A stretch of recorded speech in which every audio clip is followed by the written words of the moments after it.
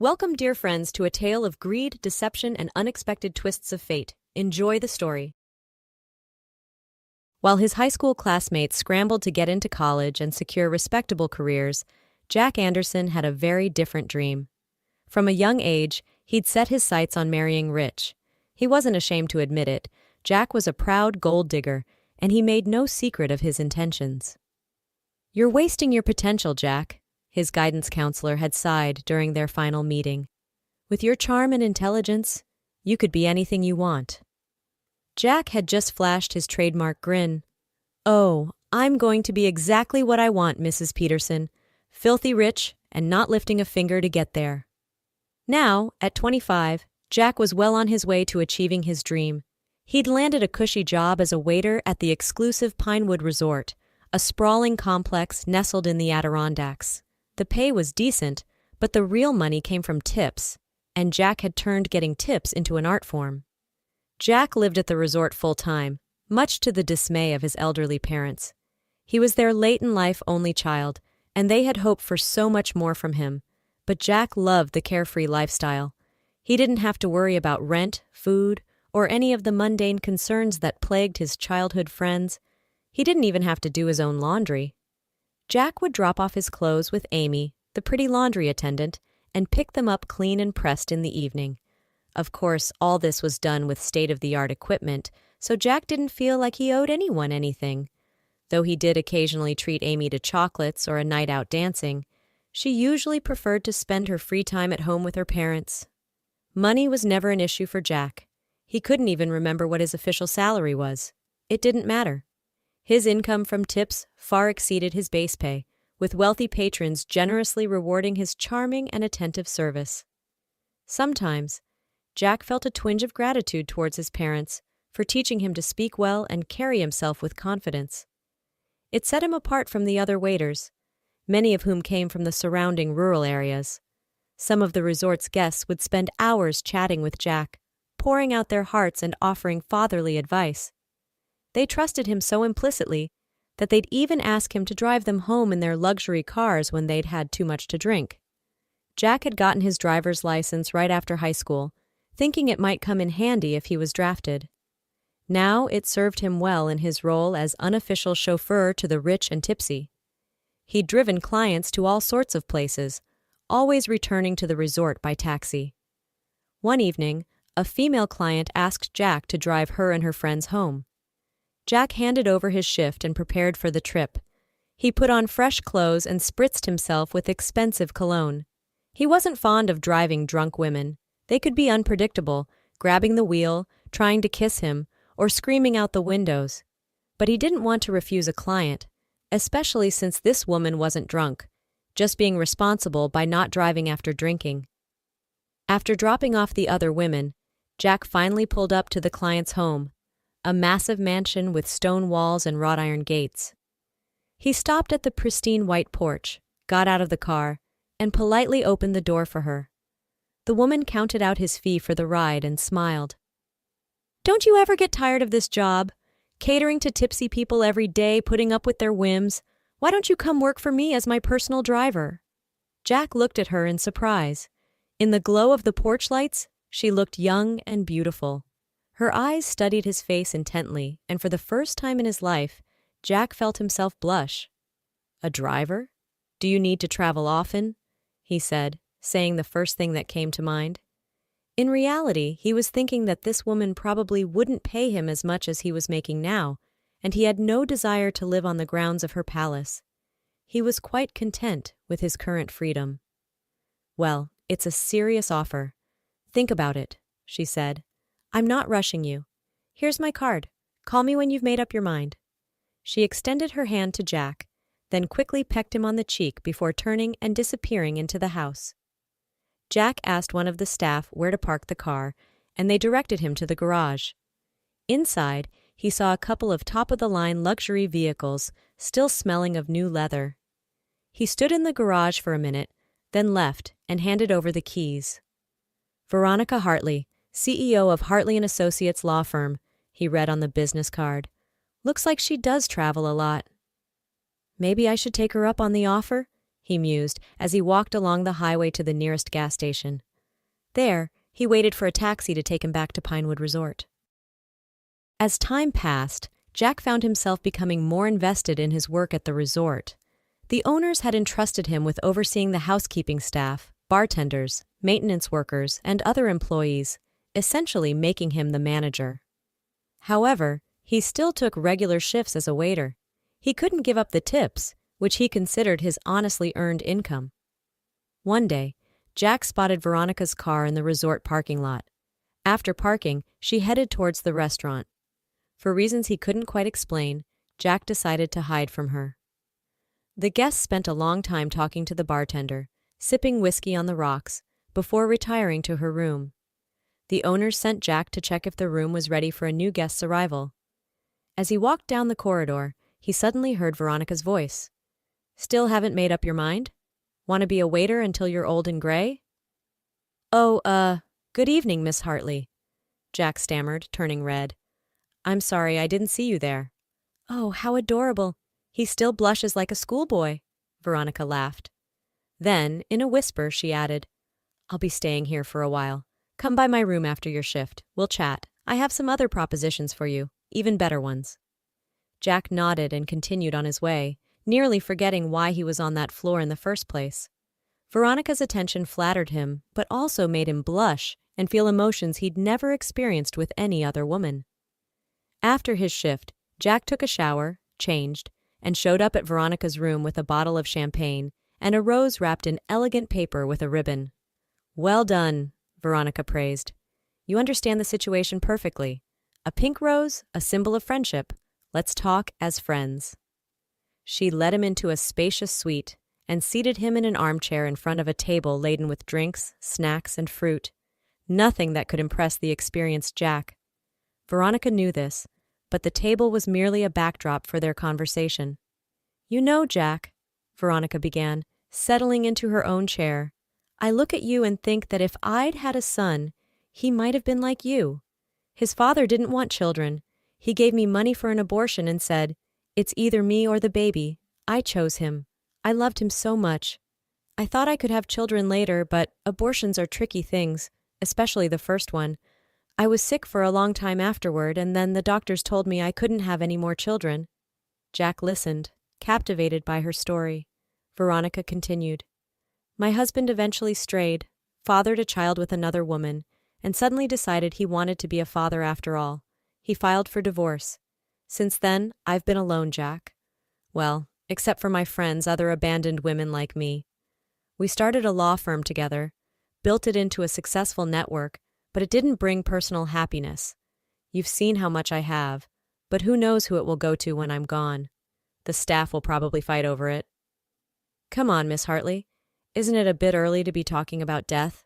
Jack murmured, realizing where she was going with this. "It's never too early," she sighed, "but it's hard to enjoy life alone. If only I had given birth back then. But I won't torture you with what-ifs. I'm proposing that you become my partner."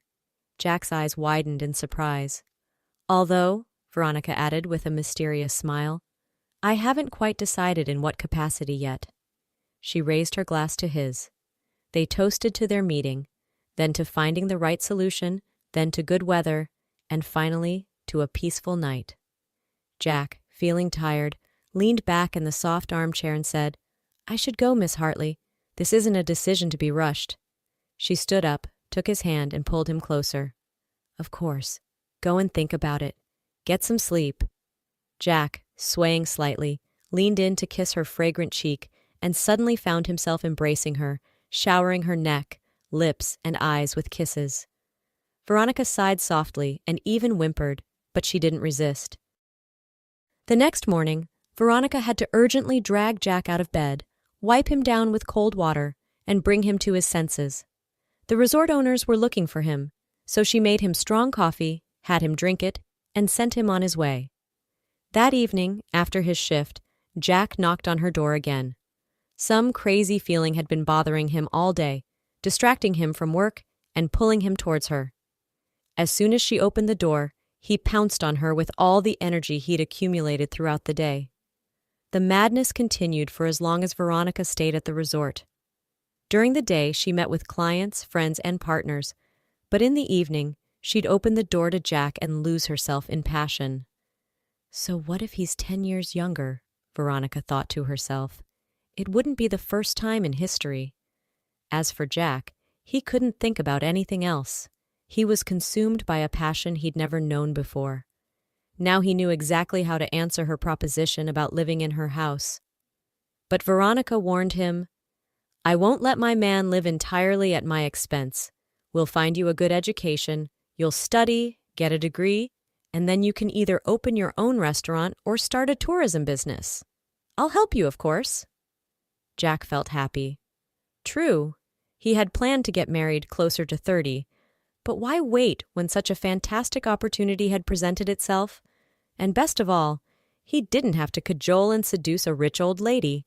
He had fallen for a beautiful, not-so-old woman who had him head over heels in love. Veronica, for her part, hadn't expected to so easily win the heart of a young, handsome man. But she had no doubt that he was in love with her. They lived happily for 10 years until a terrible diagnosis appeared in Veronica's medical chart. She had suspected it for a long time, but didn't want to deal with what she saw as horrible procedures: chemotherapy, radiation, oncological surgery. Veronica believed all of this only prolonged the suffering, with the outcome remaining the same. She arranged her will, leaving all her property to her young husband, handed over the management of the company to her friend, and became a regular housewife. Jack felt sorry for her, but was too busy to spend as much time with his wife as she would have liked. When she became bedridden, he hired a nurse. The family's income noticeably decreased against the background of increased expenses for expensive painkillers, the nurse, and other necessities. Veronica, once the main breadwinner, had turned into a seriously ill dependent, and Jack could barely contain his irritation when presented with lists of medicines and purchases. "How unlucky I am," he thought. "I only lived like a human being for 10 years, and now I'm running around like a workhorse with no joy in sight." Young women worked in his office, and he could have started a passionate affair, but the remnants of morality instilled in childhood, though quickly lost in his youth, prevented him from going on a spree while Veronica was still alive. He saw how she suffered, but pity increasingly gave way to irritation, and he sincerely wished for her speedy demise. Months passed, and the situation remained unchanged. During this time, at another meeting with partners, Jack met a wonderful interpreter named Nellie. They met several times, but it didn't go beyond dates.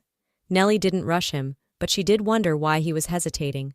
Modern romances developed at lightning speed. Jack found himself caught between two fires. He liked the girl very much, but the living burden of his dying wife prevented him from giving free rein to his feelings. Finally, when he was once again presented with a list of expenses, which included adult diapers, Jack couldn't contain himself. He was shaking. He began to pace around the office, nervously tearing up the list. "How much longer can this go on?" he muttered to himself. "She's incontinent now. She's not even human anymore, and I can't bring the woman I love into the house, that's it. I can't take it anymore." He had long since conceived a plan that seemed to him the only salvation. True, the thought of carrying it out filled Jack with such horror that it made him slightly nauseous. But he saw no other way out, and he didn't particularly want to look for one. Jack sent the nurse home, saying he would watch over his wife, then injected Veronica with a large dose of sleeping pills, wrapped her in a sheet, and dragged her to the car. During her illness, his wife had become so thin that she weighed no more than a teenager. He drove onto the highway and sped towards the city dump. "No one will find her there," he thought confidently. In the light of the moon, the dump looked far scarier than a cemetery. Stray dogs rummaged through piles of garbage. The yapping of foxes and hooting of owls could be heard from the nearby forest belt. Jack shivered with fear as he dug a hole in the loose soil under the dump, fending off dogs trying to attack their competitor. When everything was ready, he dragged the sheet-wrapped body and pushed it into the hole. He covered it with earth and garbage. He started towards the car, but then felt something akin to conscience compelling him to return. "I'm sorry, darling, but you're nothing but a liability now, and I'm only 35. I still want to live for myself, he said thoughtfully, as if weighing all the pros and cons. Finally, he waved his hand dismissively and headed for the car. He drove home slowly, as if contemplating what he had done. And yes, there was indeed much to think about. How to explain the disappearance of his wife to the nurse, the cook, and other employees. What to tell the lawyer? He wasn't too worried about the latter, as his lawyer was a childhood friend who had successfully graduated from law school. But what about his wife's lawyers? Or rather, her female lawyer friends? He didn't remember how he got home, where the dying woman was no longer present. Whiskey instead of dinner quickly put him to bed. Early in the morning, Jack sent a message to all the estate employees saying that he and his wife were leaving urgently, so everyone was being laid off. Their final payments would be transferred to their bank cards. All that remained was to explain things to his wife's friends. He decided to feign terrible amazement, claiming that, when he came home, he didn't find her in bed and had no idea where she had disappeared to. He dialed the numbers of one friend after another, but no one answered. Fine, he decided. I'll deal with them later. Now I need to hire new staff. Actually, all I need is a cook, a cleaner, and a gardener. After browsing through some ads, he called several numbers and scheduled interviews. When the friends didn't show up on the second or third day, Jack decided that maybe it was for the better. For all he knew, the former partners could have changed their numbers, closed the company, and left. He needed to report his wife missing and wait 6 months. And if she wasn't found, how could she be found? He would file a claim for inheritance as the legal spouse, registered and living at this address for all the previous years. The plan, in his opinion, was brilliant. But 6 months later, something strange happened. Just as the grief-stricken husband was about to visit the notary to claim his inheritance, Veronica's friends unexpectedly arrived at the estate. The most outspoken of them immediately hissed at Jack. "You're still alive, you scumbag! You should thank Veronica!" Jack couldn't believe his ears. Thank who? But he quickly put on a surprised face and asked innocently, "What do you mean? Has she been found?" "Of course she's been found. Want to see her?" Jack nearly had a stroke. He turned as white as a sheet. But the women grabbed him by the arms and dragged him to their car. He went limp and didn't resist. They took him to the city dump, to the same place he buried Veronica, except now it was a dug hole. "But how?" Jack stammered. "It's quite simple. When you hired a nurse for Veronica, she called us and said she no longer trusted you. We called a notary and drew up a new will. According to it, you'll only get what you earned yourself, your business and car. The rest, she left to our law firm." Jack's head was spinning as he tried to process this information. The friend continued, "We also decided to give her a GPS tracker, a personal beacon to track her movements. It was attached to her. And it's a good thing you didn't notice it. When we discovered that our friend was moving towards the dump, we understood everything and immediately went after her. So when you were returning home, you didn't even see that we drove past you." Another friend chimed in, seeing that Jack was about to faint. "Listen further. We dug her up with our own hands. Good thing the soil there was loose. And thanks to you for injecting her with sleeping pills. She was practically in a coma. Otherwise, she wouldn't have had enough air in that hole. We immediately took her to the intensive care unit, and she was on IVs for another week. We wanted to go to the police, but Veronica wouldn't let us. She said you were already punished by nature, you heartless man." Jack was on the verge of hysteria. The friends continued. "Then we placed her in a good private hospice, and it turned out that a real miracle worker works there. Oh, and here he is, by the way."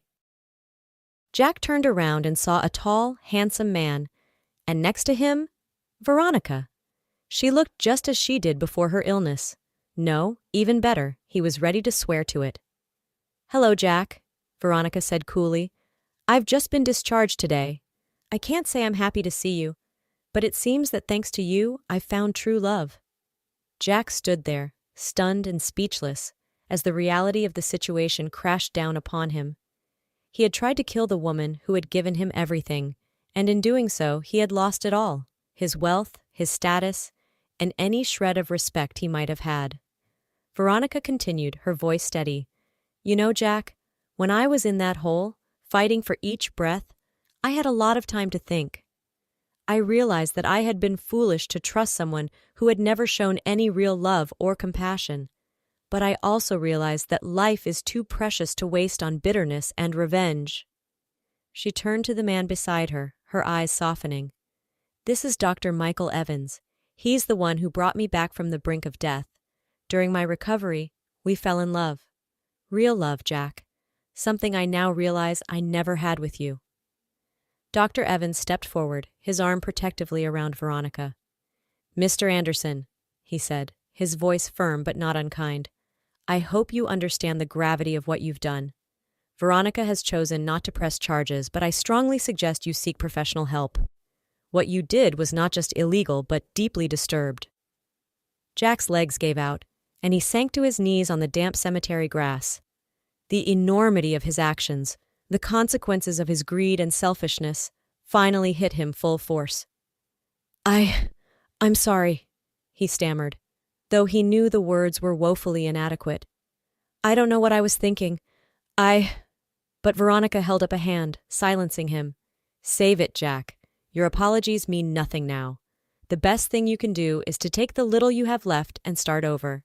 Try to become a better person, and remember this feeling, the feeling of losing everything because of your own cruel choices. With that, Veronica, Dr. Evans, and her friends turned and walked away, leaving Jack alone by the empty grave, a stark reminder of the life he had tried to throw away and the future he had lost. As he watched them go, Jack felt a profound sense of emptiness. He had spent his entire adult life chasing wealth and ease, manipulating others for his own gain. Now, left with nothing but the bitter taste of his own medicine, he realized that he had never known true happiness or love. In that moment, kneeling in the dirt of his own misdeeds, Jack Anderson made a vow to himself. He would spend the rest of his life trying to atone for what he had done. It would be a long, difficult road, and he knew he might never fully redeem himself. But for the first time in his life, he was ready to try to be truly good, not for reward or gain, but because it was right. As he slowly stood up, his legs shaky and his future uncertain, Jack took one last look at the grave that symbolized his past life. Then, with a heavy heart but a glimmer of determination, he turned and walked away, towards an unknown future, but one that he hoped would be guided by better choices and genuine remorse. The sun was setting over the cemetery as Jack's figure receded into the distance, a solitary man carrying the weight of his misdeeds, but also the faint hope of redemption. And somewhere across town, Veronica Hartley began her new life, surrounded by true friends and real love, the happy ending she had always deserved.